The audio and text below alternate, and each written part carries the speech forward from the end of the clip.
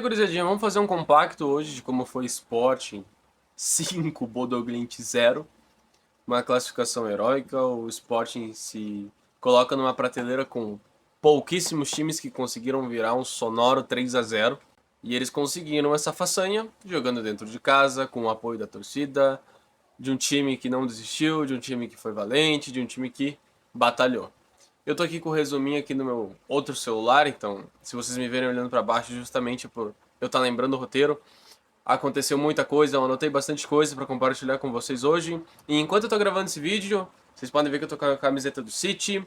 Tá passando o jogo do City aqui, então eu vou estar simultaneamente comentando com vocês o que aconteceu no jogo do Bodo e também vou estar dando uma bisoiadinha de vez em quando no jogo do City do Real Madrid, que já tem o Bernardo Silva expulso e o Real já abriu o placar. Mas isso aí a gente não vem ao caso, vamos falar de Bodoglint Sport. O Sporting começou como a gente espera de um time que está jogando em casa e que precisa buscar o placar.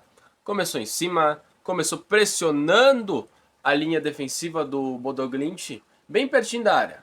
O Bodo desceu todas as linhas e por conta de descer todas as linhas ele deu permissão para o Sporting subir e botar o pé. E todas as vezes que o Sporting conseguiu subir, ele realmente botava o pé e recuperava a posse da bola. Sem nenhum, não é sem nenhum esforço, mas com certa tranquilidade eles conseguiram roubar a bola. Tu consegue ver que eles criaram 2 ou 3 chances nos primeiros 10 minutos de jogo. Chances que poderiam já ter aberto o placar e já ter feito um dano psicológico muito maior do que o Bodoglimt sofreu com 3 chances em tese defendidas pela equipe norueguesa. Se a gente avança mais um pouquinho, a gente conseguiu ver que a equipe que melhor se defende, segundo o Carlo Ancelotti, que zica, hein, mister? Zicou o Bodão, que tomou 5 pra ficar esperto. Tava muito acuada no jogo. A equipe do Bodoglint parecia que tinha ficado na Noruega. Eles não conseguiram jogar, eles não conseguiam fazer o que eles mais gostavam, que era uma transição rápida de contra-ataque, ou de pegar a bola e conseguir acalmar o jogo e trocar passes. A equipe tão modelada, a equipe tão bem treinada, a equipe que já sabia, já estava toda esquematizada e automatizada, não conseguiu jogar, gente. Parecia que eles não queriam pegar a bola, parecia que eles não queriam disputar ela, eles estavam acomodados com a vantagem de 3-0. E se tu senta na vantagem com um time do outro lado que tá jogando em casa, que tá mostrando ímpeto, que tá mostrando vontade, que tá mostrando ganância de vencer esse jogo, tu vai perder o jogo. Não adianta, tu pode ser qualquer time, se tu senta na vantagem e acha que realmente não vai ter problema, tu tá muito enganado. O Atlético de Madrid é um exemplo disso. Sentou na vantagem, só não tomou, mas é discutível. Mas o Bodão sentou na vantagem e fumou, hein, Bodão? E fumou. Em seguida, depois da pressão inicial do Sporting, a gente pôde ver o sistema defensivo do Bodoglint se compactando num 4-4-2. Com o Haug, um destaque deles na esquerda, e o Rog juntamente com outro atacante agora, fazendo a linha de frente. Porque foi uma defesa mesmo compactada, muito boa no primeiro tempo. O time não conseguiu criar, gente. Foi um time muito apático, foi um time muito com a péssima cara do Bodoglint. Não era o Bodão que a gente se acostumou a ver, não era o Bodo que encantou nós, não era o mesmo Bodoglint. Acho que ele ficou na Noruega e não quis vir jogar contra o Sporting, gente. A gente caminha um pouco mais pra frente. O Sporting teve alguns reforços para essa partida. Os dois alas, o Catamo e o Pedro Gonçalves. Os dois pontos do Sporting muito bem na partida. A gente também pôde ver algumas situações muito específicas da linha defensiva do Bodoglint. O lateral e o ponta, eles voltavam a marcar apenas do time adversário, do time português, ou o Catamo de um lado, ou o Pedro Gonçalves do outro, o que deixava os laterais do Sporting muito livres para fazer o que eles quisessem. Um que foi muito bem na partida foi o Araújo. Não a querida Barcelona, que só faz cagada, mas o lateral esquerdo do Sporting foi muito bem. Tanto que, se não me engano, ele fez o quarto gol, o gol da virada. O gol que realmente botou o Sporting na frente do placar pela primeira vez. Mas isso aconteceu só lá na prorrogação. O Bodoglint, como eu já repeti várias vezes, um time muito apático. Não era o mesmo Bodoglint, não era aquele time que encantou nós, que fez tanto assunto surgir, que fez todo mundo comentar, que teve até comentários na TNT, documentário só do Bodoglint. Então, assim, foi um Bodoglint muito atípico, mas que conseguiu chegar 2 vezes no primeiro tempo, Uma como eles gostam de fazer, que é em troca de passes rápidos, toca já não tá mais comigo, e uma bola de escanteio que eles mandaram 2 vezes na trave, podendo ter aberto o placar. E ter botado essa distância maior e quem sabe ter mudado o roteiro do jogo.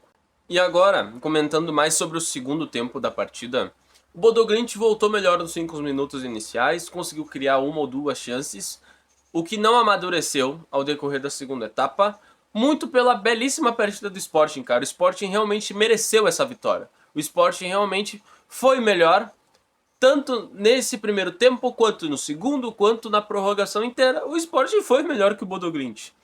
E nessa segunda etapa, o Bodo se defendia às vezes com uma linha de 5-4-1 ou no 4-5-1, mas mesmo assim eles não conseguiam parar o Sporting, gente. Pra tu ver como tava a situação. Tava mal, tava ruim. Não tinha o que eles fazer. Era um time ansioso, um time que não demonstrava reação, um time que parecia, sei lá, inexperiente por estar jogando a primeira vez uma oitava de Champions League, numa decisão de oitavas de Champions League, e olha que tinha eliminado a Inter de Milão, a atual vice-campeã. E mesmo assim o time se mostrou nervoso e ansioso, o que não demorou pro Sporting ter um pênalti, que daí tu pode achar que é questionável ou não, mas o jogador do Bodo Glimt está com a mão aberta, a bola mesmo desviando na barriga dele foi um leve desvio, e o toque na mão altera todo o percurso da jogada, a bola estava sendo cruzada na área, era uma jogada de perigo para o Sporting, e a mão foi fundamental para não acontecer e interromper a jogada, então o pênalti foi muito bem marcado na minha visão. Pode ter achado diferente, tu pode comentar aí o que tu achou, se foi pênalti ou não, mas para mim foi. Luiz Soares, artilheiro, bateu, cravou. E a prorrogação foi mais do que realmente foi o jogo inteiro do Bodo Glimt e do Sporting, onde foi a primeira vez que o Sporting se permitiu deixar a bola com o Bodo Glimt e defender. Já estava com a vantagem, e aí vem o quinto gol do Sporting, eles matam o jogo e assim se encerra uma campanha que estava até então sendo tão histórica. Estava sendo tão histórica para o Bodo Glimt, que tava batendo em gigantes, inclusive nesse aqui, mas acabou. Acabou com outra história muito linda do Sporting, virando de 3-0 para 5-3. Então a gente realmente viu o quão merecida foi a classificação do time português hoje. Quem passar de Arsenal e Bayer Leverkusen vai pegar o Sport. Vai, e tem que tomar um cuidado. É um time muito bem treinado, é um time que vem numa boa crescente, por mais que tenha perdido, tropeçado 2 vezes no Campeonato Português agora, mas ainda assim é um time encaixado que não dá para ser subestimado. E a gente viu isso hoje, gente. Contra uma equipe que a gente já dava como certa nas quartas de finais, como a melhor campanha norueguesa na história da Champions, mas foi parada pelo Sport, que é uma equipe muito bem treinada, foi o 7º colocado na fase de liga, então a gente tem que ficar de olho nesse time, e quem passar de Arsenal e Leverkusen, que tome cuidado, que o Sporting pode castigar sim. Esse foi o vídeo, gente, esse foi o meu comentário, a minha visão sobre o jogo de Bodo Glimt Sporting. Tô tentando melhorar com o tempo, tô tentando criar roteiro, tô tentando não olhar tanto pro celular, mas as anotações estão ali, então, tipo, fica meio difícil, mas eu juro que eu vou melhorar com o tempo. Também tô aprendendo ainda a fazer análises de jogo, tô vendo táticas, tô tentando descobrir como o time faz uma transição pra frente, se ele muda a formação, se algum jogador desce ajuda a criar, tô ainda tentando. E eu espero que vocês tenham paciência e que vocês continuem me acompanhando, que quem sabe um dia eu não esteja lá também comentando uma Champions League. Mas enfim, gente. Abraço, valeu e tchauzinho.